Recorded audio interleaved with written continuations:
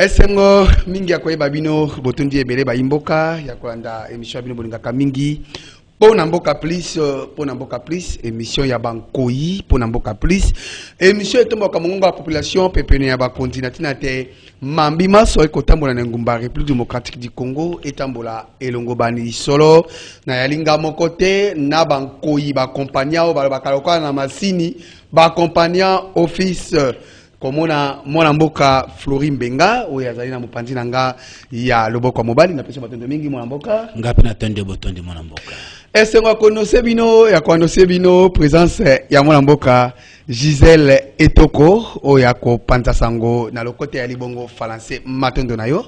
Merci Ndeko Flori. Ndeko Madilu. Même atolobi pe Flori les Cambodgiens to ikaka bankoi.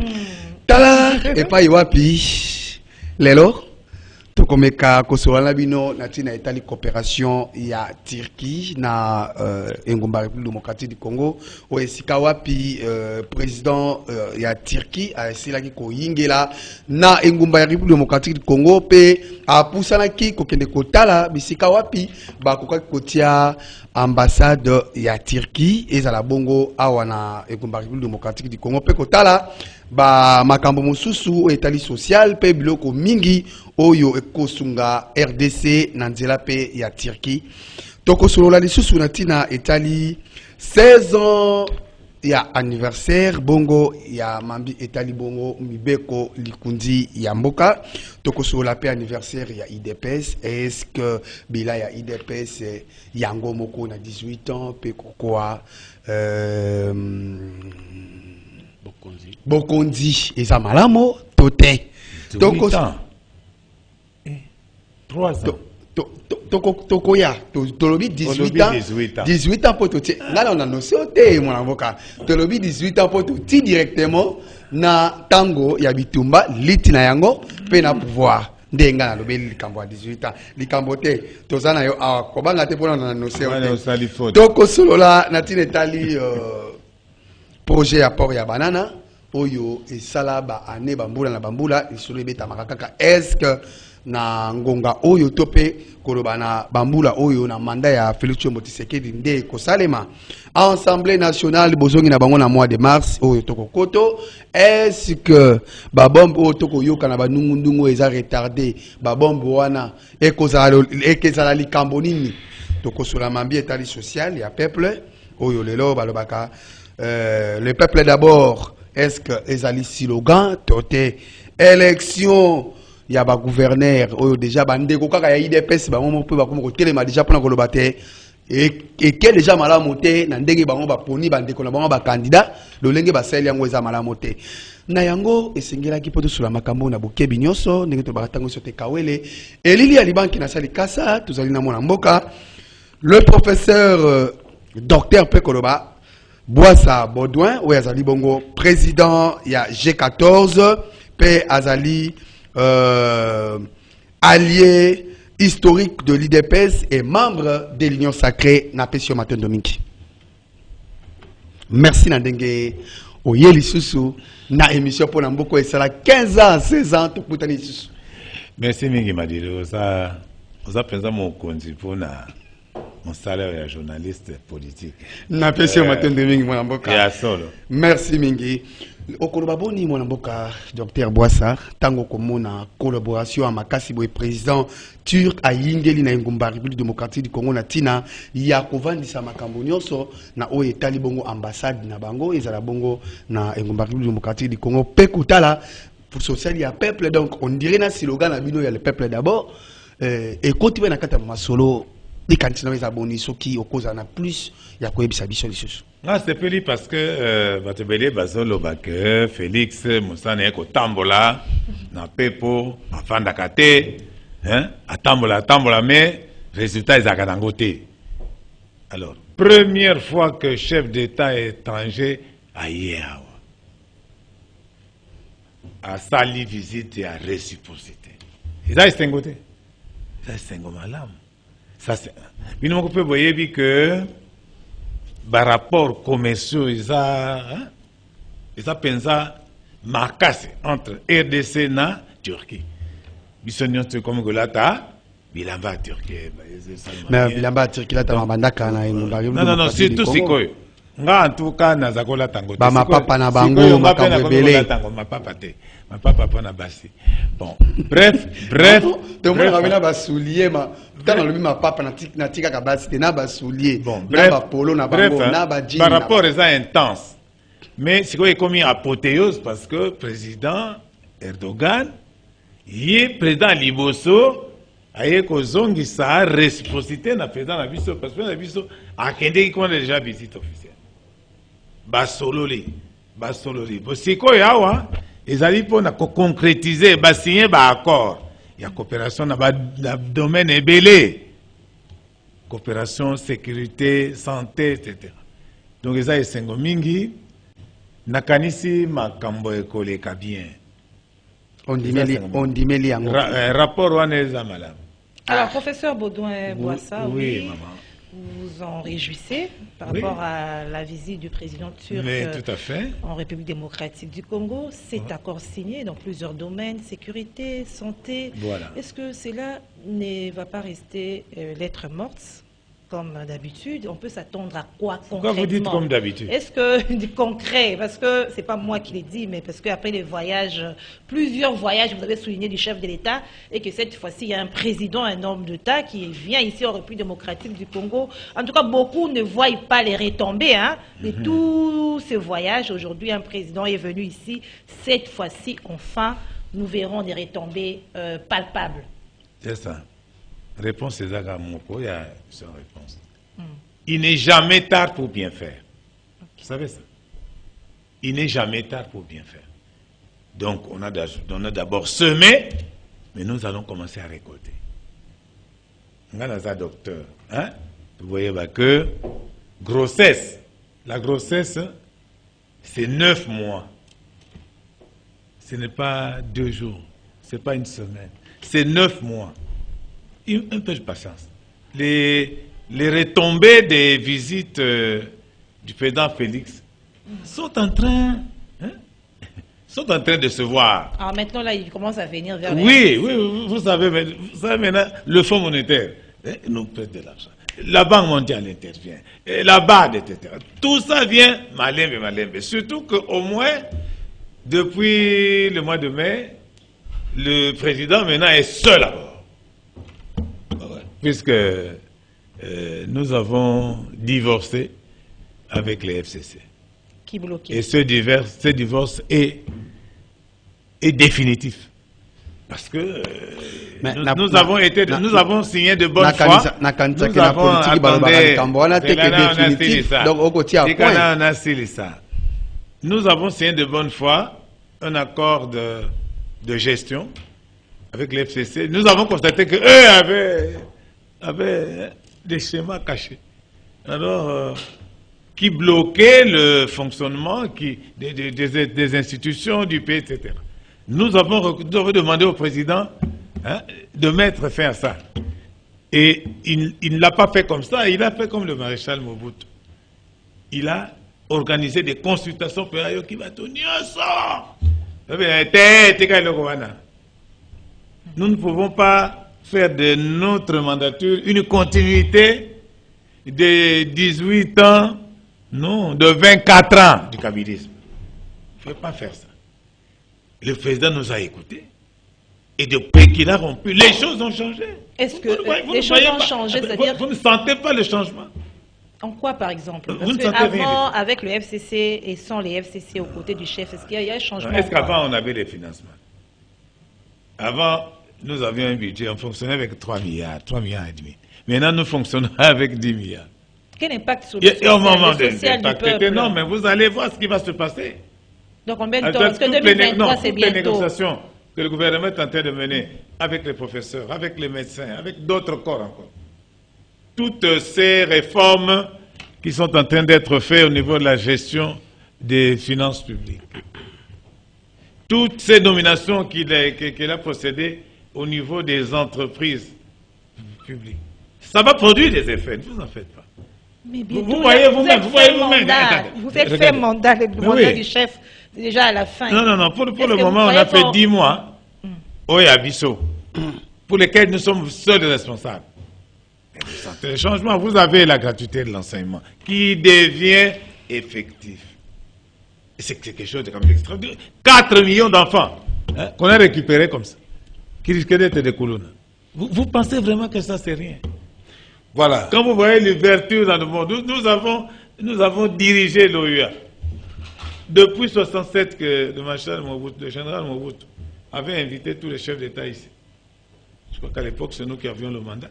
C'est la première fois que nous dirigeons encore l'Union africaine. Maintenant, nous dirigeons la CEAC. L'année prochaine, nous allons diriger la SADC. Mais c'est un mandat tournant. Mais c'est quand même un progrès. Un mandat tournant, c'est ça. Quoi?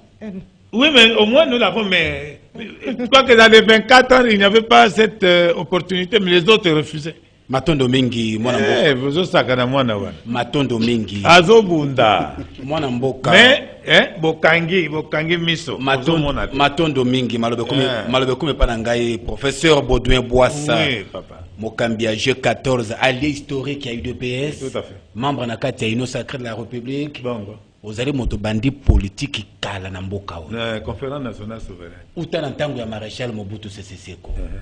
Toleki na ntango mzee Laurent Désiré Kabila. Kabila fils, lelo o na ntango ya 24 ans dans l'opposition. Na kati ya politique. Contre le kabilisme. Pesanga maloba.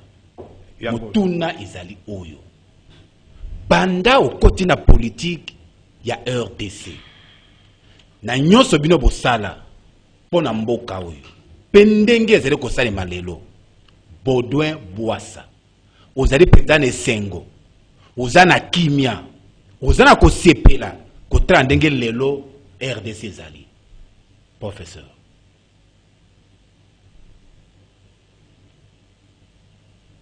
Nazoyoka yo. Napeshe mwa motuna na yo ezali. Olingi nini? Naloba nini? Motuna nge ezali. Bokambi mboka. Ozalaki na politique banda na tango Mobutu kilo mo ya lelo. Lelo ndenge mboka ezali kokende. Ezosala yo esengo. Ezosala yo pasi. Ezosala nga esengo penza. Esengo na nini? Parce que touti na conférence nationale souveraine. Malheureusement, tango tolingi, tango toko tia commission électorale indépendante faisait par professeur Bayona. Tango wana tolingi to banda processus il y a élection pas baiko envahir biso par la coalition Rwando, Ougando, Angolo, Érythrée, etc. Automatiquement, processus Oyabiso à CNS suspendu. Suspendu. Et suspendu comme ça pendant 24 ans. Mais biso toi qui n'a programme biso ezaki kaka. Biso, c'est-à-dire biso batouti Union sacrée l'opposition radicale. Biso batouti na conférence nationale souveraine. Et si ka peuple congolais a joué école et à politique. Suspendu. C'est quoi yo? Pas tu vois que chance UDPS, la fille aînée de l'opposition zaïroise. Avec au joie pouvoir en 2019. Et ça l'inini ouverture politique. Très bien. On le dit encore. Ouverture politique. Non. Et na ba ner wana etake ba tunyo so ba bimisi banga.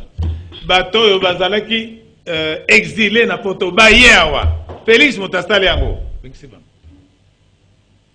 Liberté d'expression, liberté de circulation et tout ça. Mais ouverture à travers le monde maintenant.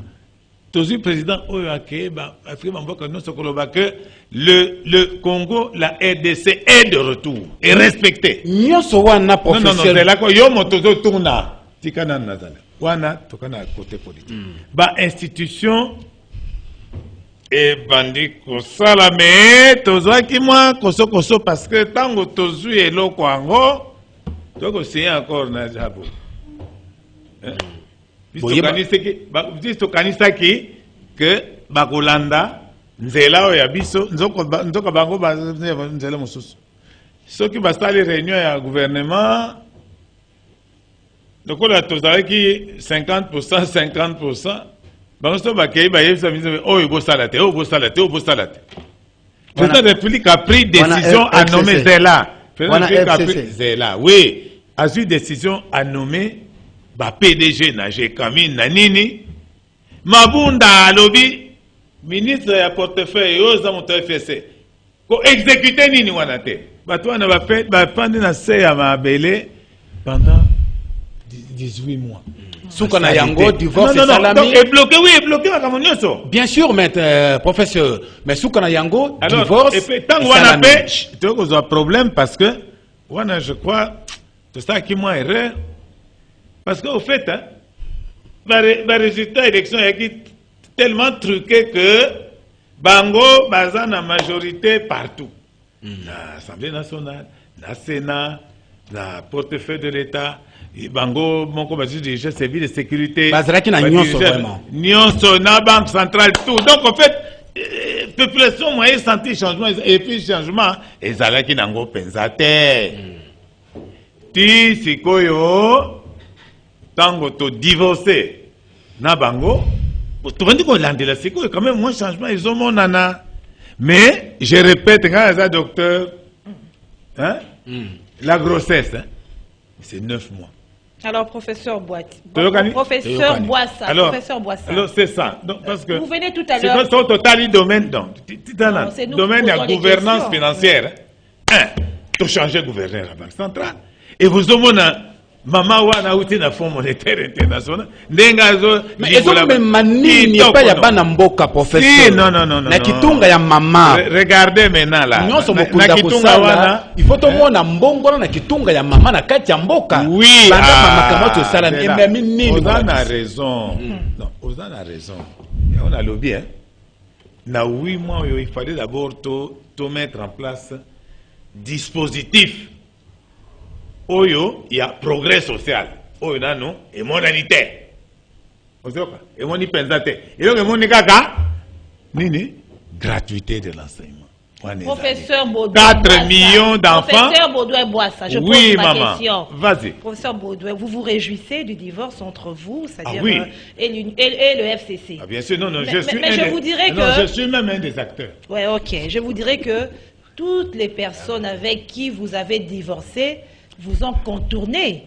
C'est-à-dire quoi? Les mêmes personnes du FCC qui ont divorcé d'avec vous, vous ont contourné et se retrouvent aujourd'hui dans l'Union sacrée. On peut citer les Mende, les Bochab et consorts que vous avez dit aujourd'hui, nous avons mis fin au mariage FCC, Cash, hein, FCC Cash. Aujourd'hui, les mêmes personnes se retrouvent. Aujourd'hui, l'Union sacrée se retrouve comme une blanchisserie où toutes ces personnes qui vous êtes réjouis, dont vous vous réjouissez du divorce, se retrouvent dans l'Union sacrée. Vous ne voyez pas qu'ils sont encore venus là pour vous étouffer davantage. Non, ils ne nous étouffent pas. C'est nous qui conduisons la politique. Avec eux? Oui. Oui. Ils ont fait leur meilleur culpa devant le peuple. Nous espérons qu'ils sont sincères. Okay. Et s'ils ne le sont pas, nous allons nous occuper d'eux. Mais pour le moment, en tout cas, nous sommes en train de travailler normalement. Tout le monde est derrière le président de la République, Félix Antoine Tshisekedi Tshilombo. Tout le monde. Baimboka. C'est ça le plus important. Baimboka. Oyo akozana nini tokolongola na musala. Bakolongola na musala. Nzela ya Félix te tokobenga ye na musala. Bakobenga na musala. No tobenga ye. Baimboka bino batu kolanda biso na etando ikia biso na kantia bukolanda émission na bokebi nyonso elongola mona mboka professeur Dr Boissa Baudouin oyo azali bongo président ya G14 allié historique de l'IDPS pe membre de l'Union sacrée tokomanyola na bokebi nyonso Union sacrée de la nation. Il y avait une sacrée de l'opposition radicale. Ah, OK. OK. Moi mboka le professeur. Oui, papa. 40e anniversaire ya IDPS. 37 ans d'élite. 3 ans na bokonzi. Ce qui n'a kanisa na zongi oza moto akala. Tant babengi déjà allié historique de l'IDPS. Donc oza moto ya kala. Biso nyonso to vivaki na slogan ya le peuple d'abord. bo chantaki bo gangaki bo lobaki obokoki koloba donc bato bayebaki te kokota bozokota na bokonzi makambo ebele ko changer dollar ekokweya baluba bakoisaka dollar ale sikoyo kibokonzi eye sikoyo bisika wapi ya Kasai na Kasai oyo baza mieux placé ko faire tomber yango tina suka okoloba boni na 3 ans na pouvoir na bino tozela lisusu 2023 au diabo comme ko la kabiso na ngongai to bozo ko promettre biso tina 2023 makambo ko bongwana. Bien. Question qui toque. Na lobby hein. Tango président Félix azwe bongango tokoti na mariage wana contre nature. Moyen, vous savez ça, ils ont quitté.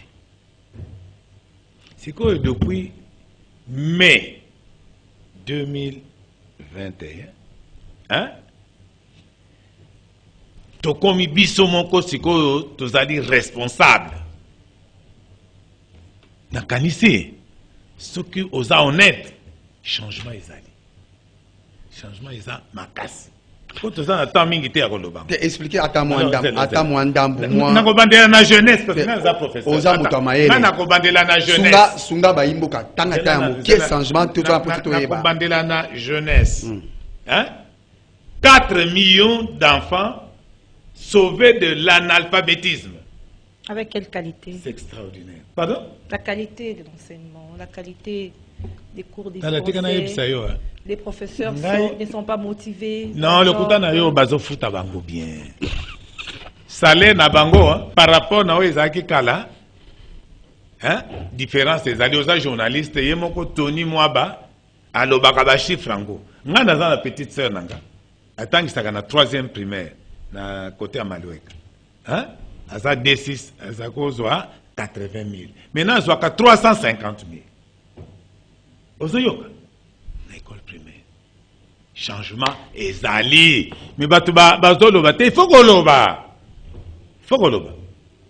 Ba école ngo eza ya kotanga to ezali ba école nyonso ya engumba. Non, c'est toute la République. Toute la République. Réseau public. Non, réseau conventionné, hein? Réseau conventionné catholique, etc. Bazana 4. Professeur Boissa social ya baimboka ezomona na. Alors non. Wana eza social non. Wana eza social. 2. Ce kotali ba billet d'avion c'est quoi ndenge kiti. Vraiment émonanité. Émonani. Combien de personnes voyagent ici en République? Attention hein. Combien de personnes prennent l'avion? Statistique ezali, c'est quoi yo? Fréquentation et avion. C'est 40% de plus qu'avant. Bon, moi, je suis professeur. Professeur, nazo yoto kene malamu. Oui. To mona ki na bokonti. Il y a Laurent Désiré Kabila. Tango a cette kokoto na pouvoir. Et ça qui mikolote. Bilei ya baimboka parce que toi toujours la social surtout ko tala. Bande ko deba ko wana tine tali bilei. Ouais.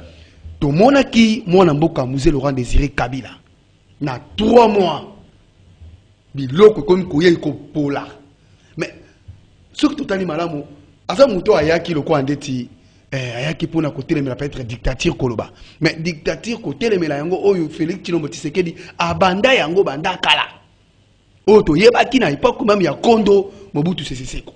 Donc makambo wale loba mingi les peuples d'abord, les peuples d'abord, les peuples d'abord bato ba tondi maloba sikawa na bokonzi. Est-ce que miso kuna te na mambi etali bilei ya baimboka? Bon. Bino moko boye ba réunion ebele sami na gouvernement pour na makambo ya biloko kolia. OK? Programme ezali ezo salema na zana exécutif te.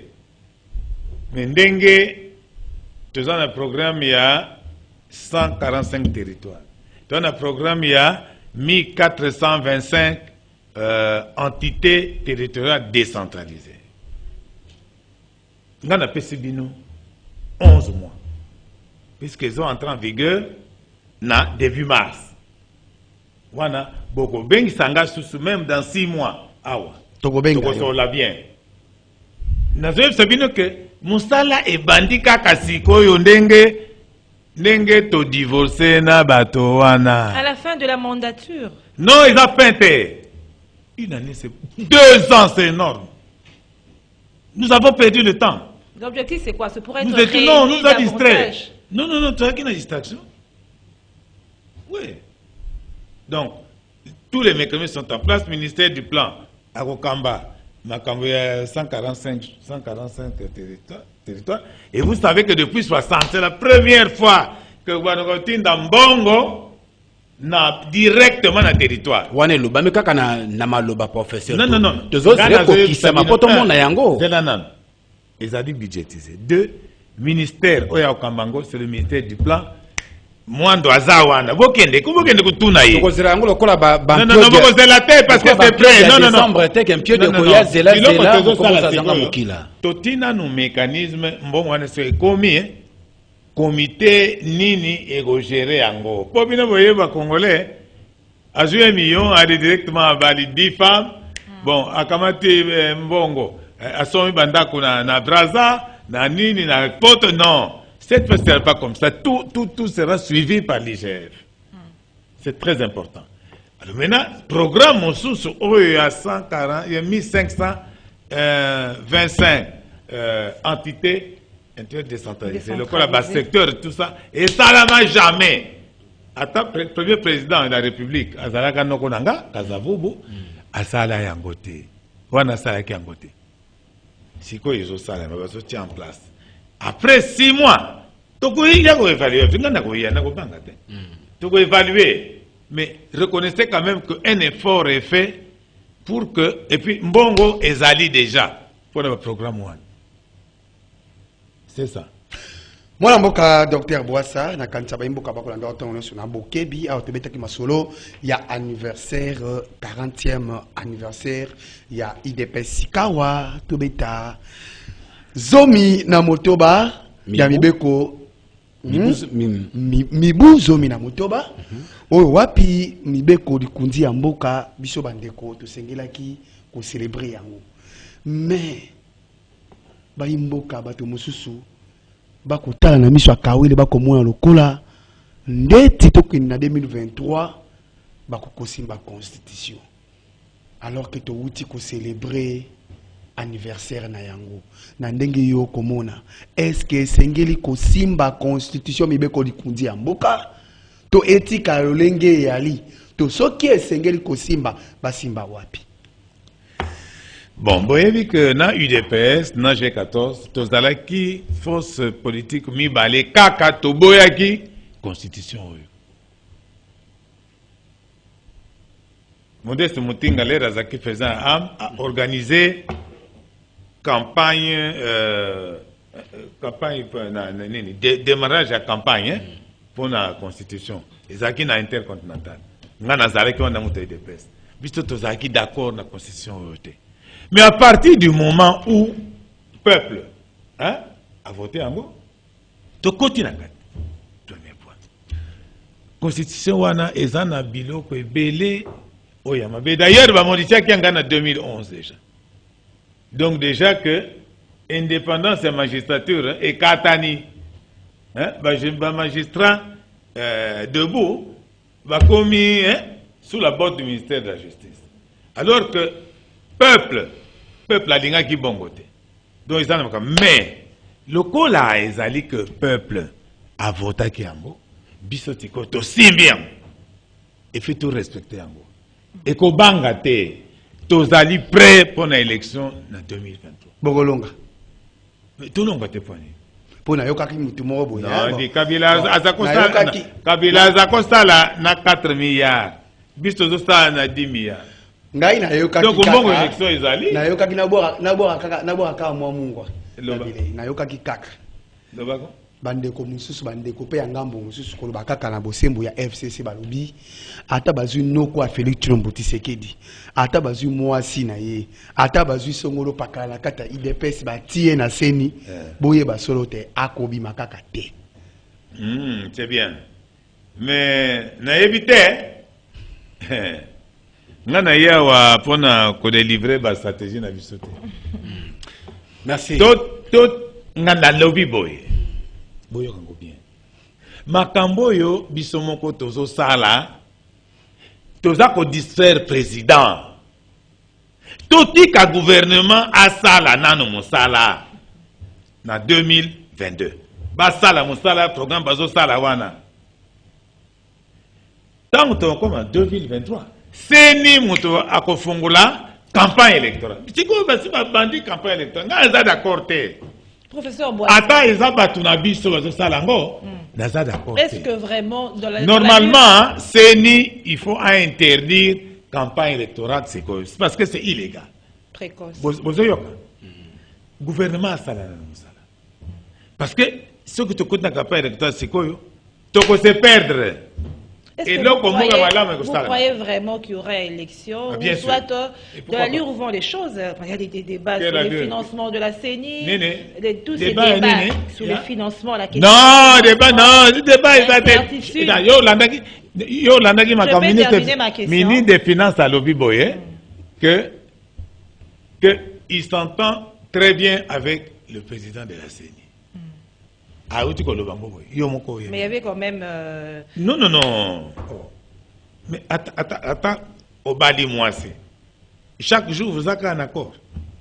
C'est normal. Tout ce qui entoure cette histoire-là, tout ce qui se passe, à les choses. Mais et là, pour biso to lingité, que toi, c'est ni baya pour s'enrichir en dilapidant l'argent public. Donc, tolérer en côté. Yango wana le IGF à côté kuna. Nous sommes pas là dans la logique d'investissement. Attends. IGF à côté kuna toko sala contrôle permanent ya mbongo oyo tozo tinda kuna ezala pona ko so tomba banda côté pona ko bana basi te non mola kisi Baudouin eza pona ba opération mola kisi Baudouin oui papa likambo ezali awa 2023 oui maponomi makosalema to makosalema te pamba te mola kisi pesanga nzela loba koyoka maloba ya mokambi ya seni Denis Kadima ndenga komi ko benda na ministre ya finance e komi ko lakisa te mindondo ezali elike ya maponami e bandi ko kima na mitema ya bana mboka omoni bongo te molakisi Bodio Boissa na lobi président a seni auti Afrique du Sud ayebi nano contexte ya misala awate ayebi nungu ya biloko ya mabe bazako sala kuna te. Non, attendez, non. Pona do bango. Aza expert en élection, mais azala ki awate. Vous pouvez comprendre. Donc c'est normal que à mon que ministre des Finances azako yebisaye attention, il faut qu'on sala boye. Mais le ministre des Finances, c'est son boulot. C'est le boulot, il doit protéger l'argent de l'État. Il doit lui dire, mon frère, c'est pas comme ça, c'est comme ça. Mbongo, il a dit, mais il faut, elanda, la procédure de Kitoko, na décaissement des fonds, en ordre. C'est tout. Mais sinon, il n'y a pas de problème entre la CENI et le ministre des Finances. Moi, je vous le dis. Merci, et je suis bien placé pour vous le dire. Merci, mon Amboka. Je connais très bien et le ministre des Finances, et je connais très bien aussi le... Il n'y aura aucun glissement. Non, il n'y aura pas de glissement. Merci, mon Amboka. Et où tu as benda na wanate? Non. Et où tu as benda na oya lobi ba pesi mbongo lobi tete kino lelo na zumbongo te ko benda na wana ko sala ki makambe sala mate professeur. Non, IGF azawana akobanda musala jeudi prochain, hein? Donc, hier, nous avons vu ce qui problème est. Merci, mon ami. Merci, mon ami. Merci, mon ami. Merci, mon ami, docteur Boissa. Ba continuer sur Diana Massini kuna. To compena suka émission na biso malgré que ba mitune za télé. Oye singela ki totuna. Sikawa. Tout ce que la kaka na mambi est ali élection. Non, bana. To moni élection tout ça na Palme Beach entre bato IDPS seulement pour na ko choisir bandeko oyo ba sengeli ko représenter le quoi ba gouverneur na Kasai et bendi mbilinga bandeko mosusu ya IDPS ba télémillion ba bilo lenge mambi wana elekani isa mala monter mais ngana kozonga kaka na expérience na bino ya 37 ans yango expérience on beaucoup l'accent à pouvoir que bino na bino ba compréhension le qui est belé wana ya liboso ya mibale ozo kondimela port ya banana oyo esala ba mikolo ebele lelo oyo to moni kaka influence ya télévision et puis ouverture ya ba kotia ba pierre tout consort o kondimela yango te port wana ekosalema ya solo wana deuxième question pour répondre pour la émission comme na suka Assemblée nationale. Deux questions d'abord. Deux questions, ok. Pour la makambo ya élection à gouverneur, au moins il la politique. Politique est un jeu d'intérêt. Vous avez un mais intérêt est ça c'est un et deux. Mais priorité est d'abord service de la nation. C'est très important. Donc vous en avez groupe à cause d'en avoir intérêt et tout ça. Mais mon conseil, il faudra gérer. Vous comprenez? La gestion des ambitions est une question très difficile, surtout en système démocratique. Parce que l'être aux maréchal,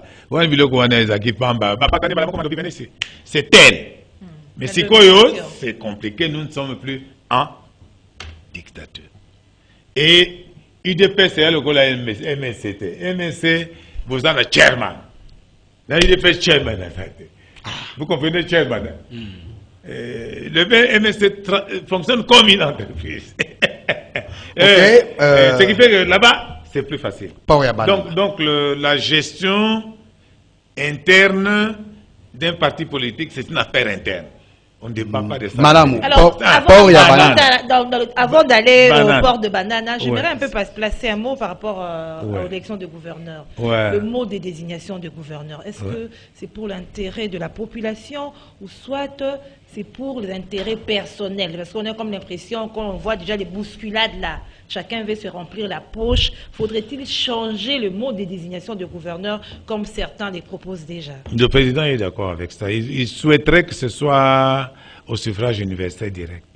Mais malheureusement, le président ne peut pas intervenir. C'est le Parlement qui veut gérer ça.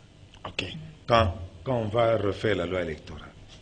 Mais il souhaiterait, lui, que les sénateurs et les gouverneurs soient élus au suffrage universel direct. Et c'est ça notre position.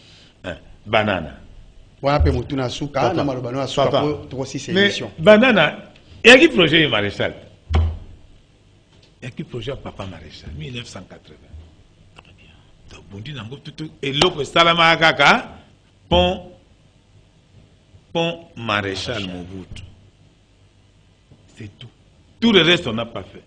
Et le port d'Anneau Profonde, et le port de Banana, et le port de Boma, et le port de Matadi. Rien, Salama, na route Matadi-Kinshasa qu'on devait réflexionner. Tout ça a été prévu depuis 80. C'est là, la zone franche dingue en même temps. Et Salamate. Si Koyo Toko soit Papa Félix, hein? Akamati, Nanyo, Joseph Kabila P, à s'intéresser nango, mais, et Salamité. Mais ngai nazalaki na banana na accompagné président de la République nazalaki na mona kindenge to poser première pierre ba première pierre on a tout non pas poser ba poser qui première pierre awana en face à pas du peuple yo somo na tendenge biloko zoma to comme na suka mona non ozako distraire nga na lobby nazalaki wana pona ngai. On est parti pour le port à nos profs. Merci, mon amboka. On est parti, mon cher. Et rien que de là, et rien que naïlo kwa wana. Félix Tshisekedi na Congo central, à la concurrente. À cause de 98%. Mais on est commis campagne. Na tombé na tombé na piège. Mais il faut que l'Axabino que le président il tient dur comme fer. Merci mon avocat.